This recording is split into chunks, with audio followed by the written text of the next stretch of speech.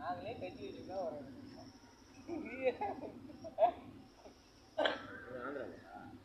டெல்லி போற வழியில ஒரு நாட்டுல நரண்ட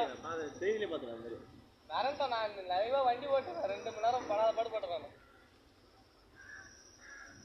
இது போறது தள்ளி தூக்கி போடுவோம்.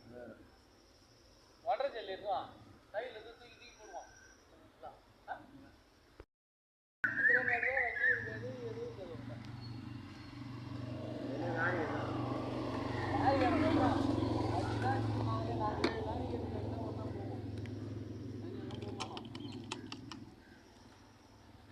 ஆனா அது சொன்னாங்க 2 மணி நேரம் அவங்க போராடி போய் வண்டி நிறுத்தினாங்க.